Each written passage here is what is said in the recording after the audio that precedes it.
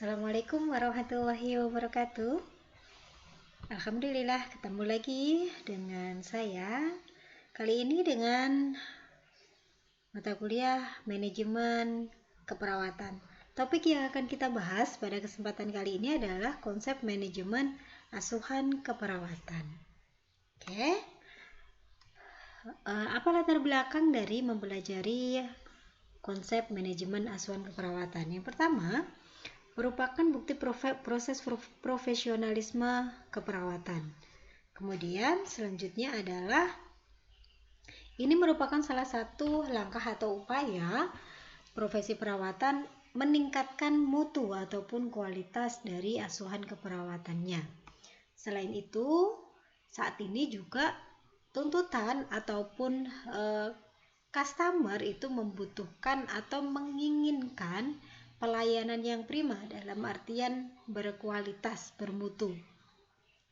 Oleh karena itu, akhirnya diadakanlah Lokakarya Nasional Keperawatan, di mana di dalamnya dilakukan analisis teori dan kemudian melihat hasil-hasil penelitian tentang model asuhan keperawatan, yang ujungnya nanti akan menemukan seperti apa sebenarnya manajemen asuhan keperawatan yang tepat diterapkan. Oke. Kemudian metode pemberian pelayanan keperawatan yang digunakan itu merupakan faktor yang penting sebagai penentu dari mutu asuhan keperawatan. Jadi pada saat perawat memberikan pelayanan keperawatan, nah metode yang digunakan itu merupakan hal terpenting pada saat kita mau menilai bagaimana mutu ataupun kualitas asuhan keperawatan. Selain itu, metode pemberian asuhan keperawatan itu akan memberikan deskripsi tentang tugas, kemudian ada tanggung jawab, dan ada kewenangan perawat. Jadi akan terlihat tugas dan tanggung jawab serta kewenangan perawat itu sejauh mana pada saat memberikan asuhan keperawatan. Namun, rumah sakit dalam hal ini memiliki kewenangan yang penuh untuk menetapkan metode apa yang paling tepat, yang paling memungkinkan untuk diterapkan di pelayanan keperawatan yang ada di rumah sakit tersebut. Oke, coba kita akan masuk ke manajemen unit rawat inap yang akan lebih banyak bersinggungan pada saat pemberian layanan asuhan keperawatan.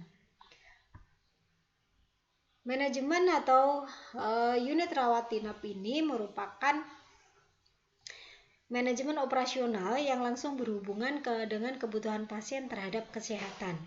Jadi, nanti yang akan lebih banyak berinteraksi dengan pasien yang membutuhkan pelayanan kesehatan itu adalah di unit rawat inap. Sehingga sering dikenal sebagai manajemen bangsal atau ward management. Kemudian, tujuannya apa dilakukan manajemen di unit rawat inap? Tujuannya nanti disusun dalam rangka mencapai visi dan misi rumah sakit. Harapannya nanti akan seperti itu. Oke, institusi pelayanan keperawatan di ruangan. Apa yang kemudian perlu difikirkan? Yang pertama, apakah visi ruangan?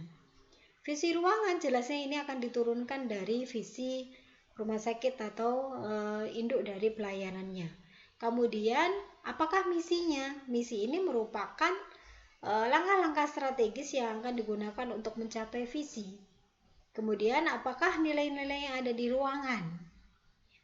Kemudian, berikutnya adalah apakah moto yang ada di ruangan atau moto yang digunakan di ruangan, dan berikutnya adalah bagaimana struktur organisasi yang ada di ruangan. Ini perlu dipertimbangkan.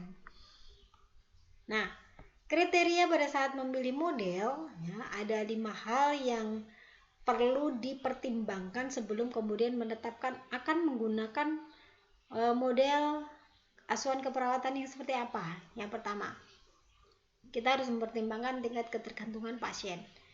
Bagaimanakah tingkat ketergantungan pasien? Apakah pasien itu adalah dengan ketergantungan total atau ketergantungan yang sebagian, atau pasien tersebut bisa mandiri? Itu perlu kemudian dilakukan analisis atau dilakukan penilaian terlebih dahulu. Kemudian adalah kaitannya dengan anggaran ya. Kita harus mempertimbangkan tentang efektivitas dari penggunaan anggaran atau adanya anggaran di ruangan tersebut seperti apa. Berikutnya adalah kualitas asuhan dan kepuasan konsumen. Jadi kualitas asuhan keperawatan ini harus berimbang nanti dengan kepuasan konsumen.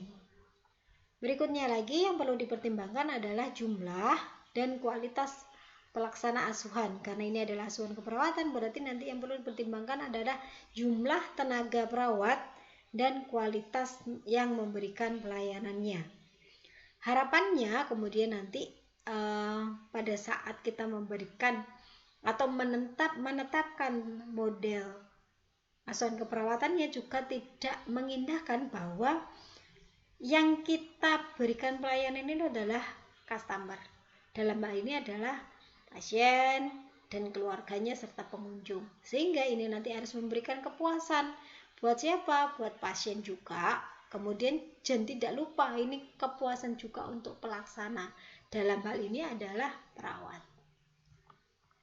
Oke, kita lanjutkan proses memilih model penugasan di unit rawat inap. Nah, ini perlu dipertimbangkan dulu. Siapa yang bertanggung jawab terhadap pemberian asuhan keperawatan? Ini harus dijawab dulu pertanyaan ini. Kemudian model penugasan apa yang menggambarkan otonomi perawat? Berikutnya, gaya kepemimpinan apa yang digunakan di unit rawat inap tersebut? Berikutnya, apa saja kemampuan klinik dan administrasi yang dimiliki oleh perawat di unit rawat inap? Kemudian, apa saja bentuk power atau kekuatan dan policy atau strategi yang digunakan di rumah sakit? Ini perlu dipertimbangkan juga. Berikutnya adalah bagaimana kekuatan dan strategi tersebut, ya, strategi yang dimiliki itu untuk mempengaruhi perawat di unit rawat inap. Selanjutnya adalah apakah model penugasan yang dipilih tergantung pada pimpinan atau atasan atau orientasinya adalah kebutuhan pasien dan pelaksana, dalam hal ini adalah perawat. Oke. Berikutnya yang dipertimbangkan adalah tingkat ketergantungan. Kita akan mengupas pertama tingkat ketergantungan pasien, rasio perawat dan pasien, jumlah staf dan penjadwalan. Nah, ini nanti penting ya, kemudian untuk menjawab bagaimanakah gambaran jenis pasien tadi. Tingkat ketergantungannya seperti apa? Kemudian berikutnya adalah diagnosis penyakit. Selanjutnya bagaimana tingkat ketergantungan pasien yang tertinggi? Tertinggi itu total care kah atau yang intermediate ya. Terus berikutnya adalah rasio perawat dan pasien yang selama ini dijalankan. Ini harus dihitung. Jumlah rata-rata pasiennya berapa, kemudian perawatnya berapa, jadi nanti akan ketemu rasionya. Berikutnya adalah komposisi perawat profesional dan non-profesional. Ini juga harus dilihat rasionya. Kemudian bagaimana gambaran penjadwalan perawat di unit rawat inap? Apakah menggunakan sistem yang 12 jam, artinya sehari ada 2 shift, atau 10 jam, atau yang 8 jam, atau kombinasi? Ya, kombinasi antara yang keduanya yang digunakan. Oke, kemudian berapa jumlah jam kerja pada setiap jadwal dinas dan berapa orang setiap jadwal, setiap shift itu berapa orang. Ini perlu kemudian dilakukan analisis sebelum menetapkan modelnya. Berikutnya adalah terkait dengan unit rawat inap itu sendiri, yaitu ruangannya dan tatanannya. Ini juga harus dilakukan analisis. Yang pertama, di mana lokasi stasiun perawat atau nurse stationnya berada di mana. Kemudian apakah ada area aktivitas yang ada di tengah ruangan rawat inap ya. Selanjutnya adalah di manakah area perawatan pasien, bagaimana rute ataupun jalan atau arus lalu lintas, apakah akan melalui nurse station gitu. Kemudian bagaimana bentuk unitnya, bentuk T atau bentuk oval gitu. Nah, sudah berapa lama unit itu ada? Kemudian seberapa besar kapasitas ruangan?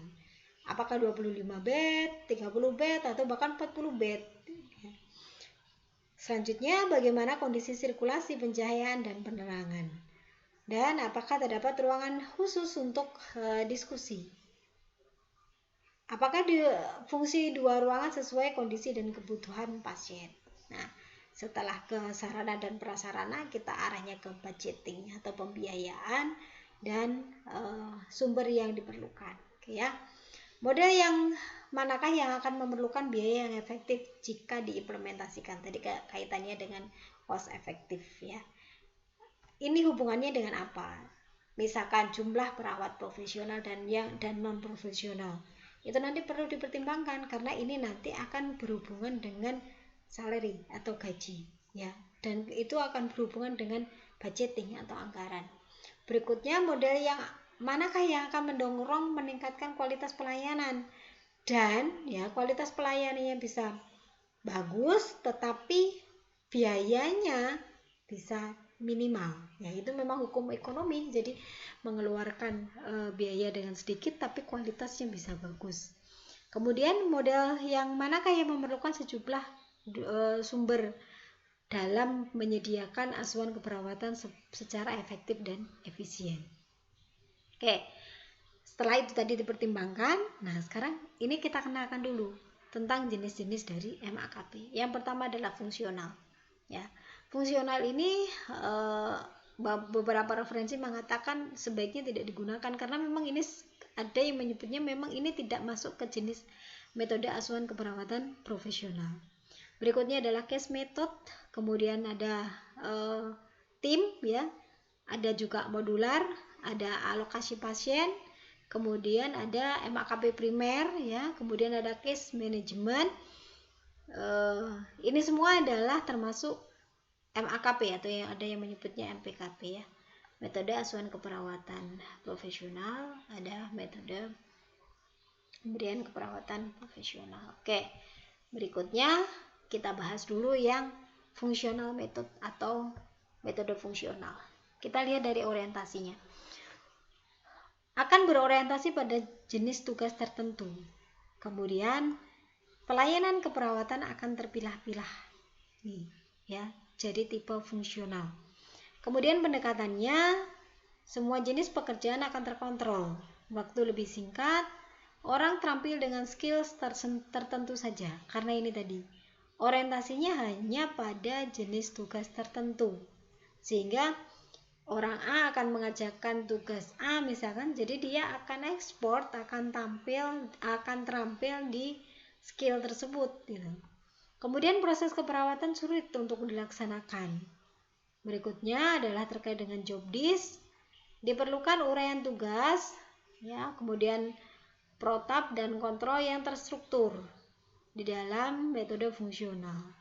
Selesai mengerjakan tugas, perawat cenderung melaksanakan tugas non keperawatan. Jadi bukan tugas keperawatan ya, tetapi tugas non keperawatan. Kemudian kepuasan, ya, mudah memperoleh kepuasan kerja. Apabila tugas itu selesai, ya sudah, oke, tugas saya selesai gitu. Jadi itu akan muncul kepuasan. Nah, tetapi sisi buruknya adalah perawat hanya melihat tugas sebagai keterampilan semata. Ya, jadi tugas saya adalah misalkan melakukan tindakan A. Nah, dia akan mempersepsikan bahwa ya tugas saya adalah melakukan tindakan tersebut. Nah, ini kelemahan dari sistem fungsional. Nah, seperti apa strukturnya? Jadi kalau kita lihat untuk metode fungsional ini, jadi ada LVN ya. Ini sebenarnya sebutan yang digunakan di luar negeri. Jadi ada register nurse, kemudian ada nurse associate ya. Nah, ini contohnya kalau kita lihat nantinya ya, masing-masing itu kan akan fokus pada tindakan tertentu. Contoh misalkan yang register nurse-nya akan memberikan treatment admission. Nah, ada yang memberikan terapi intravena. Kemudian yang nurse associate-nya adalah khusus ke vital sign. Nah, orang akan lebih fokus ke ini saja gitu ya. Nah, tidak ke tindakan yang lain. Dan ini melaksanakan pada siapa? Ya, misalkan di unit rawat inap itu ada 30 pasien, ya dia menghandle itu. Itu yang dimaksud dengan metode fungsional. Oke, kita beranjak ke metode yang kedua adalah case method atau total care, ada yang menyebutnya ya. Oke. Metode ini berpusat pada klien atau pasien. di mana perawat bertanggung jawab melakukan asuhan keperawatan secara komprehensif terhadap satu kelompok pasien pada shift dinas tertentu. Ya, jadi nanti perawat satu misalkan ya, tentu perawat nanti akan bertanggung jawab, satu atau lebih perawat itu akan bertanggung jawab pada satu atau sekelompok pasien pada saat shift tertentu. Ini misalkan ya, dalam satu shift itu dalam satu hari itu terbagi menjadi 3 shift. Jadi ada shift pagi, shift sore, shift malam. Jadi nanti perawat yang shift pagi ini akan bertanggung jawab pada satu atau kelompok pasien ya shift pagi tersebut saja gitu ya. Kemudian secara konsisten pasien dilayani oleh perawat yang sama karena yang tadi ya, misalkan ini di ruangan itu ada 10 pasien misalkan ya, 10 pasien, kemudian ya kan ada satu kelompok misalnya terbagi menjadi 2 kelompok itu tadi ya, 10 itu ada 5-5 gitu. Nah, perawat yang satunya akan fokus ke kelompok pasien yang satu. Nah, otomatis ya selama satu shift dia akan dilayani oleh perawat yang sama. Kemudian dibutuhkan level kompetensi yang lebih tinggi dari pelaksana asuhan gitu ya. Selanjutnya digunakan pada unit perawatan yang memerlukan keahlian tingkat ahli seperti di unit intensif atau ruang pemulihan, karena memang lebih banyak case method itu digunakan di ruang-ruang intensif gitu ya. Lebih banyak menggunakan tenaga perawat register, sedikit perawat praktikal. Jadi lebih banyak register nurse yang digunakan karena itu tadi harus mempunyai level kompetensi yang lebih tinggi. Oke, berikutnya adalah model tim ya. Model asuhan yang dilaksanakan suatu tim terhadap satu atau sekelompok klien atau pasien. Kemudian di dalam tim itu akan dipimpin oleh katim atau ketua tim yang dipilih karena dia mempunyai kompetensi ya, kompetensi dalam dia mampu berkomunikasi, kemudian organisasi ataupun leadership-nya. Kemudian tim itu akan terdiri dari pelaksana asuhan dengan level kemampuan yang berbeda, tetapi semua aktivitas akan terkoordinasikan dengan baik. Nah, nanti di model tim ini semua anggota tim itu harus paham dengan permasalahan pasien, kemudian intervensi yang dirumuskan sampai dengan nantinya adalah implementasinya, artinya gitu. Dan kemudian dampaknya nanti karena cost conference-nya secara periodik dan berkesinambungan, nanti ini keuntungannya, nah yaitu tadi anggota tim itu akan paham karena itu tadi shift-nya pagi, sore, malam. Pada saat pergantian itu akan ada case conference.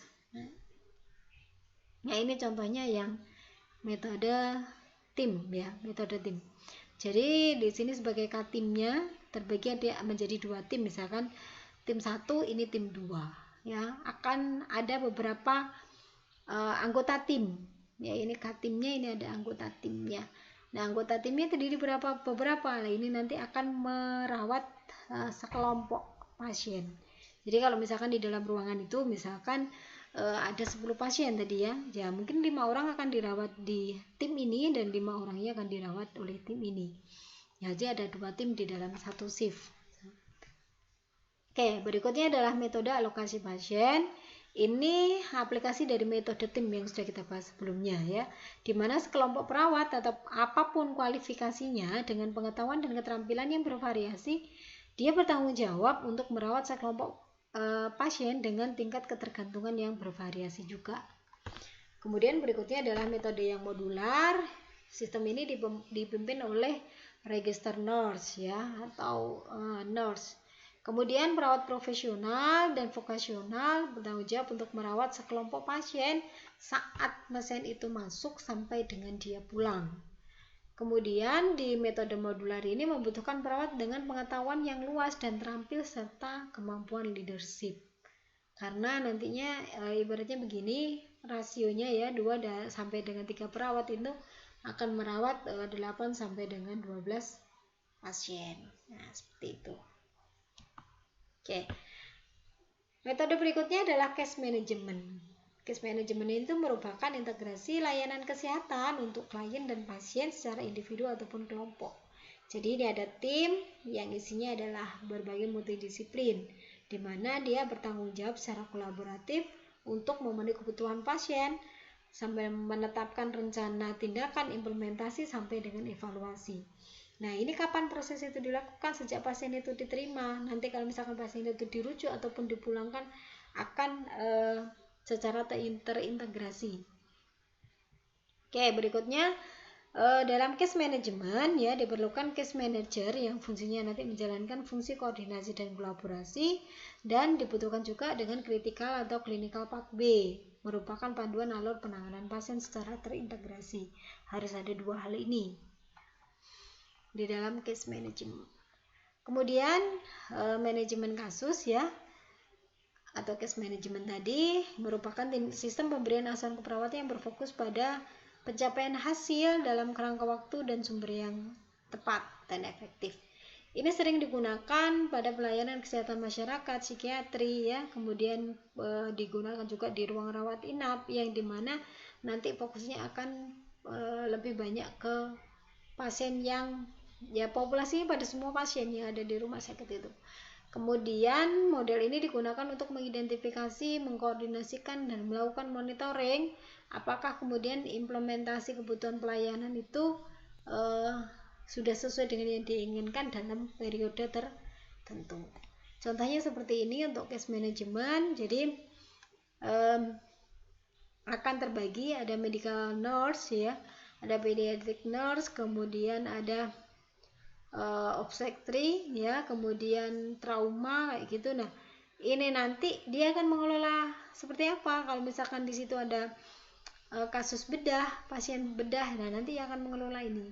Nah, kalau kasus pediatrik dia akan mengelola seperti ini. Nah, ini pembagian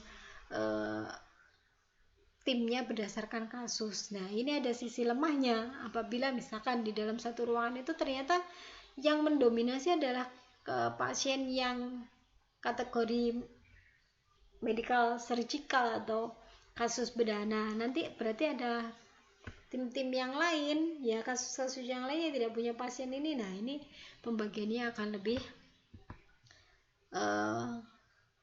tidak proporsional seperti itu ya.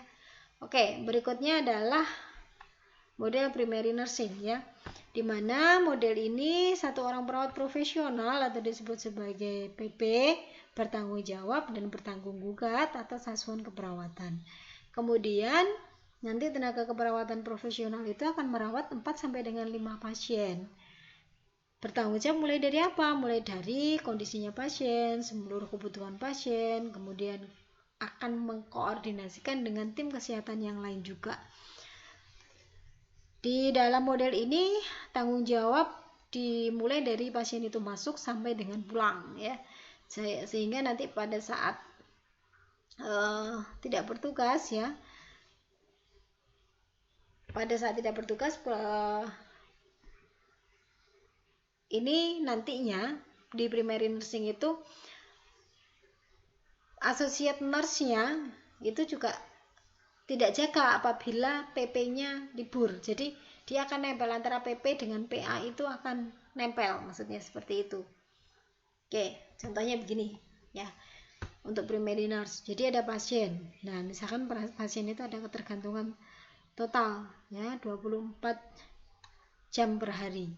Nah, kemudian di primary nurse itu seperti apa? Nanti mengkomunikasikan dengan supervisor, kemudian konsul dengan tim yang lain ya. Kemudian kita akan melakukan beberapa ini. Jadi sesuai dengan shift-nya. Nah, oke.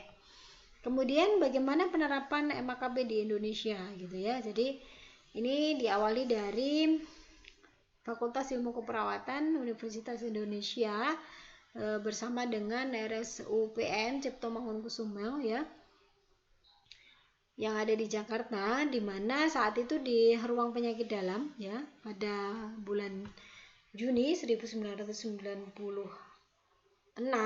kemudian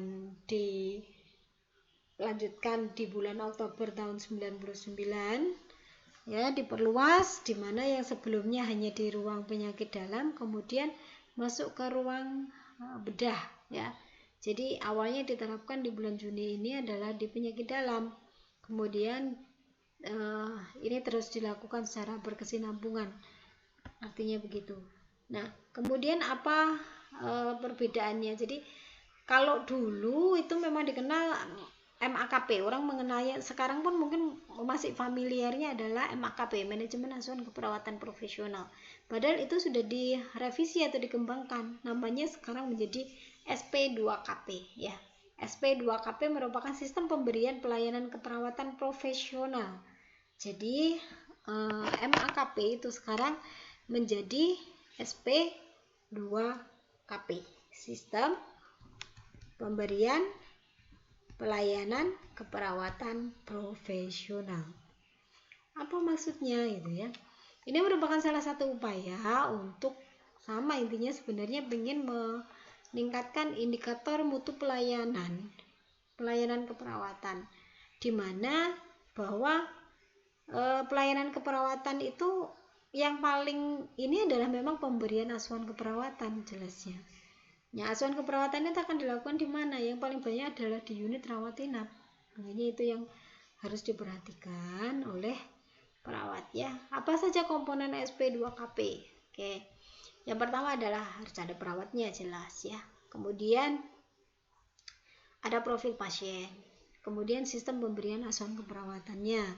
Kemudian kepemimpinan. Terus nilai-nilai profesional. Ada fasilitas dan sarana serta prasarana.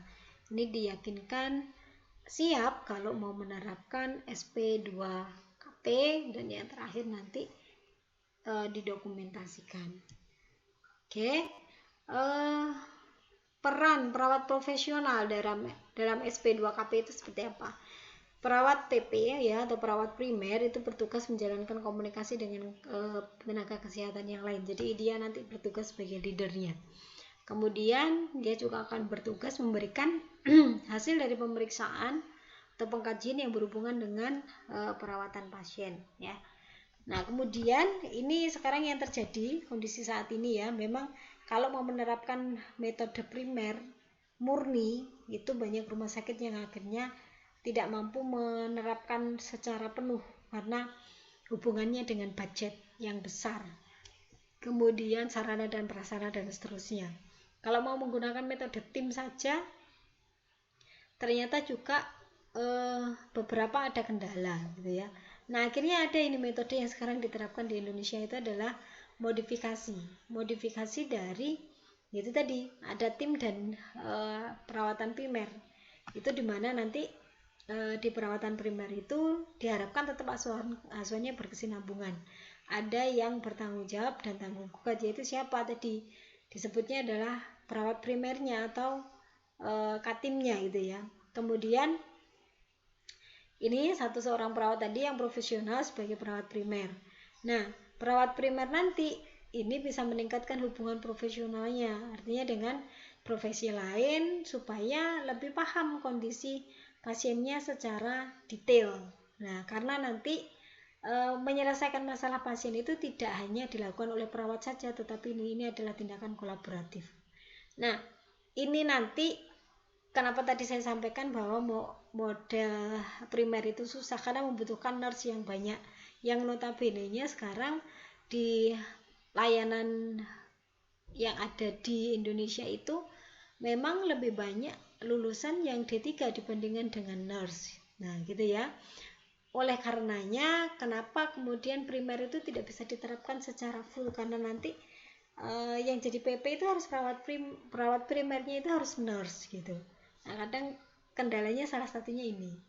Kemudian ketika jenis tenaga berbeda ya, metode tim penting di mana nanti perawat senior itu bisa mengarahkan dan membimbing perawat yang lain. Jadi ini merupakan kombinasi atau modifikasi dari antara model primer dan model tim gitu ya. Oke. Ini nanti untuk kalau misalkan mau menerapkan ada levelingnya, jadi mulai dari MPKP pemula ini semua tenaga bisa minimal D3 keperawatan ya. MPKP level 1 itu sudah mulai ada Karu dan Katim, posisinya di pendidikannya adalah nurse, kemudian metodenya bisa menggunakan namanya disebut tim primer tadi, modifikasi tim dan primer. Kemudian MPKP level 2 ini harus ada tenaga spesialis keperawatan. Jadi S2 keperawatan dengan spesialisasi. Nah, ini nanti tugasnya sebagai konsultan. Oke. Kemudian MPKB level 3 ini harus ada nurse spesialis dan ada dokter keperawatan yang punya nanti dengan adanya riset atau penelitian. Oke. Ini berhubungan dengan riset dan penelitian, saya juga akan menunjukkan beberapa hasil penelitian ya, hasil penelitian yang berkaitan dengan apakah kemudian metode asuhan keperawatan itu memang dibutuhkan, sangat-sangat dibutuhkan, atau kemudian apa iya dia bisa meningkatkan kualitas dari mutu asuhan keperawatan kayak gitu. Nah, ini pertama kita lihat dulu jurnal dari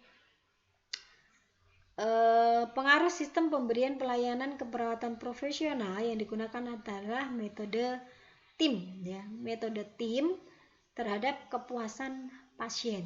Nah, ini yang ditekankan adalah metodenya tim, kemudian kepuasan pasien, kemudian kepuasan perawat.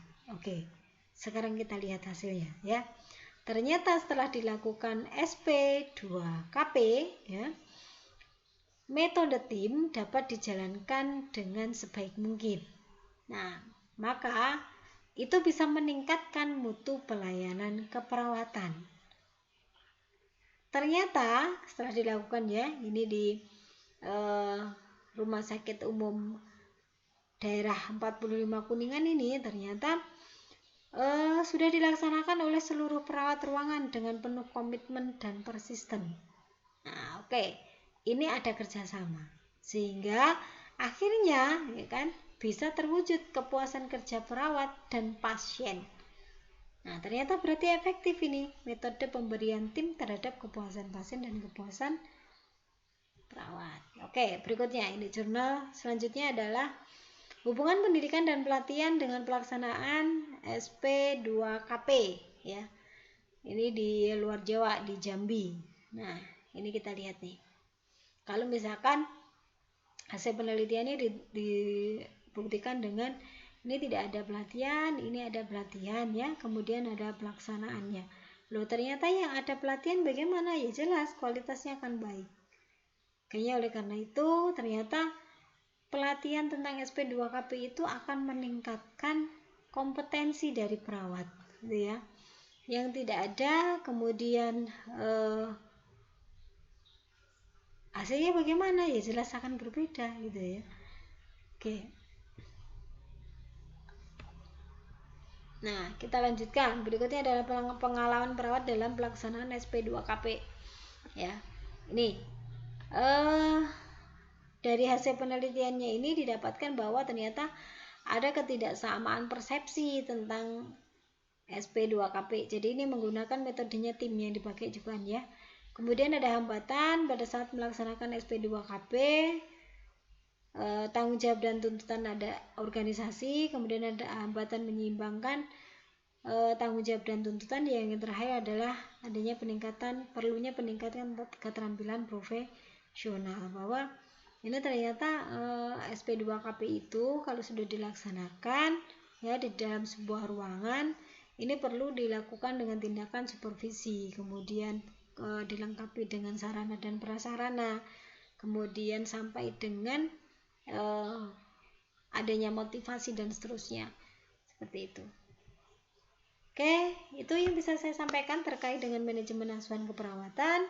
Semoga informasi ini bermanfaat untuk mahasiswa sekalian. Terima kasih. Wabillahi taufik wal hidayah. Assalamualaikum warahmatullahi wabarakatuh.